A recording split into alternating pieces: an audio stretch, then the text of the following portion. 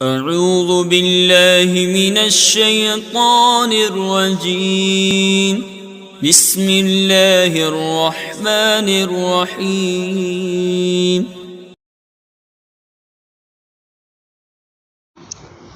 بسم اللہ الرحمن الرحیم۔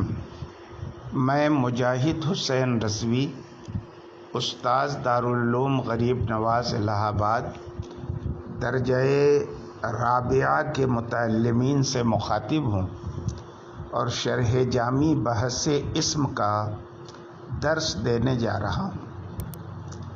آپ نے مورب کا حکم پڑھ لیا، اعراب کی تعریف پڑھ لی، اعراب کے اقسام پڑھ لیے، محل اعراب کی تفصیل کا بیان آج مصنف کر رہے ہیں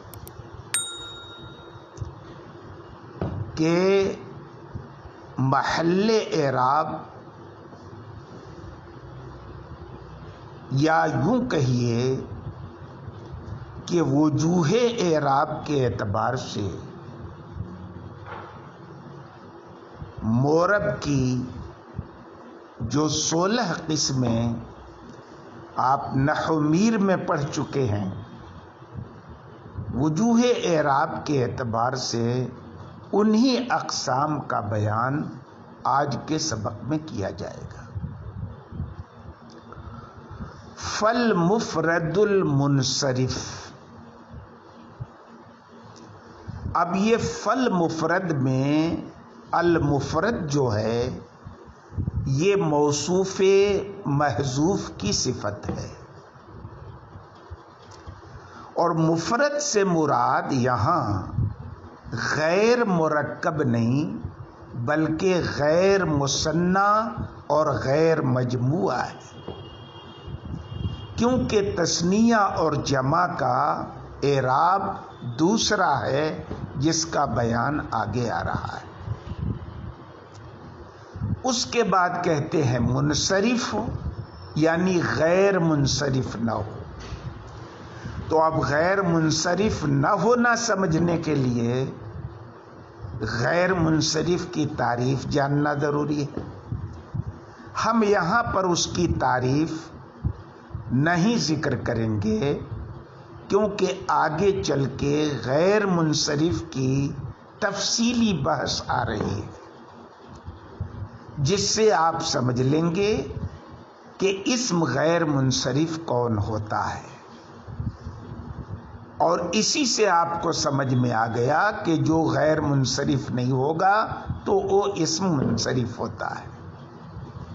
تو کہتے ہیں مفرد منصرف، یعنی وہ اسم جو تثنیہ نہ ہو، جمع نہ ہو، غیر منصرف نہ ہو، جیسے کہ زید ہے اور رجل ہے، یہ نہ تثنیہ ہے نہ جمع ہے نہ غیر منصرف ہے۔ اچھی بات ہے، ایک قسم۔ اب نحو میر میں آپ نے یہاں پر 2 قسمیں پڑھی تھی، مفرد منصرف صحیح اور مفرد منصرف جاری مجرا صحیح، لیکن مصنف نے یہاں مفرد منصرف کو مطلق رکھا۔ اس میں نحو میر میں بیان کی گئی دونوں قسمیں شامل ہیں، صحیح بھی اور قائم مقام صحیح بھی۔ قائم مقام صحیح نحو میں اس اسم کو کہتے ہیں جس کے اخیر میں حرف علت ہو لیکن اس کا ماقبل ساکن ہو، جیسے دلون، اخیر میں حرف علت ہے اور ماقبل اس کا ساکن ہے۔ صرف میں صحیح کی تعریف الگ ہے اور نحو میں صحیح کی تعریف الگ ہے۔ خیر، ایک قسم ہوئی۔ دوسری قسم جمع مکسر منصرف، جمع مکسر منصرف۔ جمع مکسر کسے کہتے ہیں؟ منصرف تو آپ سمجھ چکے کہ جو غیر منصرف نہ ہو منصرف ہے، مکسر کسے کہتے ہیں؟ جمع مکسر اس جمع کو کہتے ہیں اے لم یکن بناء الواحد فیہ سالما، جس جمع میں واحد کا وزن محفوظ نہ رہے، تو یہ جمع مکسر ہو گیا۔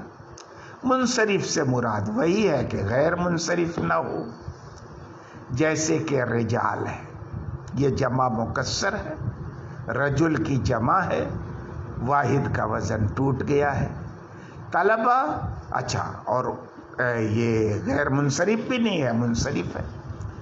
طلبہ یہ طالب کی جمع ہے، جیسے کافر کی جمع کفرا، فاجر کی جمع فجرا، قرآن میں آپ نے پڑھا ہوگا اولئک ھم الکفرۃ الفجرہ۔ ویسی طالب کی جمع آتی ہے طلبہ، اس میں بھی چونکہ واحد کا وزن ٹوٹ گیا ہے تو یہ جمع مکسر ہے اور غیر منصرف نہیں ہے۔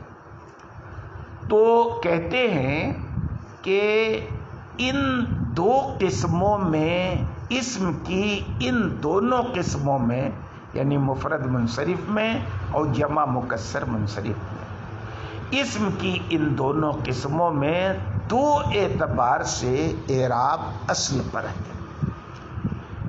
کیسے؟ نمبر ایک کہ اعراب میں اصل یہ ہے کہ حرکت کے ساتھ، کیونکہ حروف کی وضع اعراب کے لیے نہیں ہوئی۔ اگر حروف کا استعمال اعراب کے لیے ہوتا ہے تو یہ وضع کے خلاف ہے۔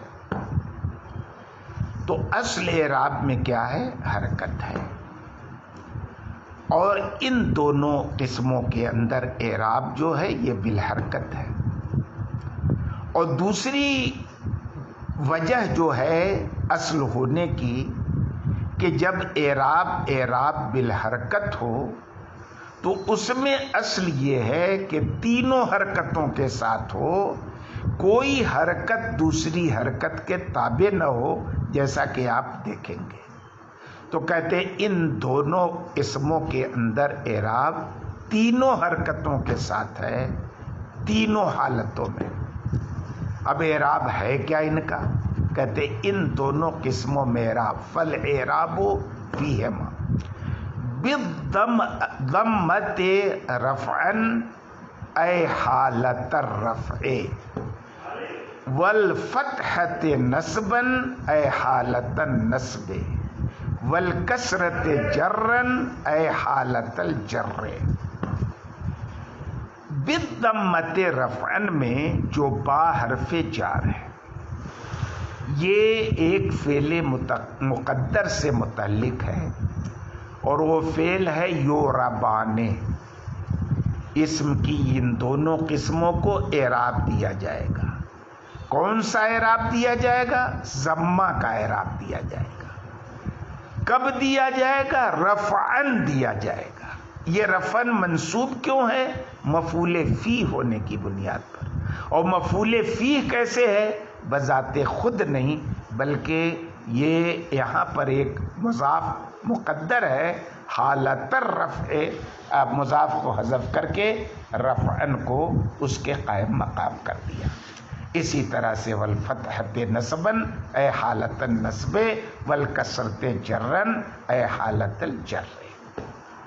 اب یہ حالت نکال کے کیا بتانا چاہا ہے؟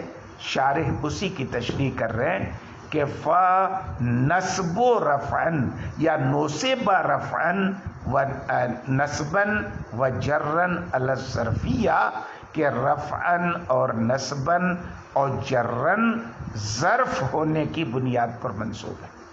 اب بظاہر سوال پیدا ہوا کہ رفع اور نصب اور جر یہ ظرف تو ہے نہیں۔ کہتے ہیں ظرف بذات خود نہیں ہے بلکہ بتقدیر مضاف ہے، اور وہ مضاف کیا مقدر ہے یہاں پر؟ حالت، جسے شارح نے نکال دیا ہے۔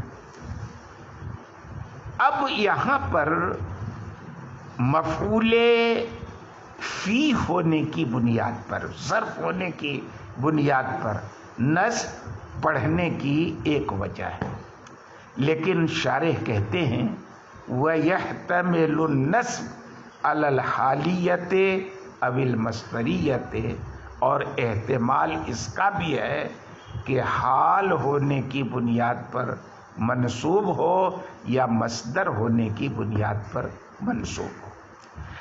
حال ہونے کی بنیاد پر اگر منصوب ہوگا تو عبارت کی تقدیر ہوگی یوربان بالضمۃ حال کونہما مرفوعین ویوربان بالفتحۃ حال کونہما منصوبین، یعنی مصدر مبنی للمفعول بنے گا۔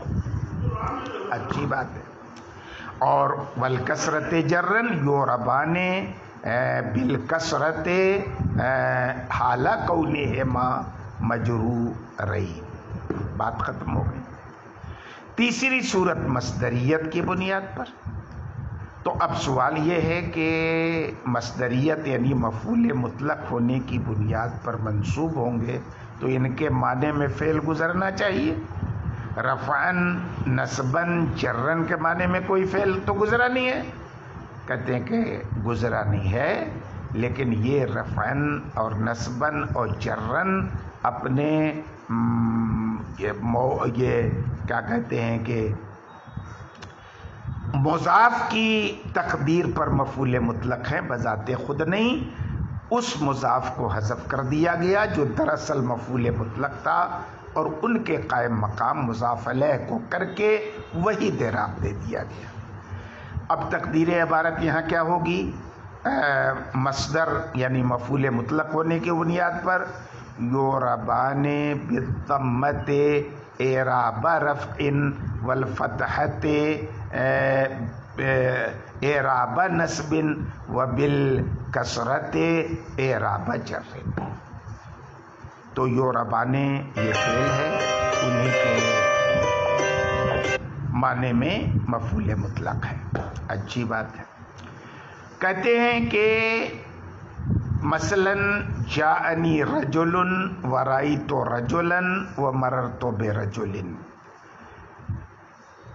اور قسم ثانی جیسے جاءنی طلبۃ ورأیت طلبۃ اور مررت بطلبۃ۔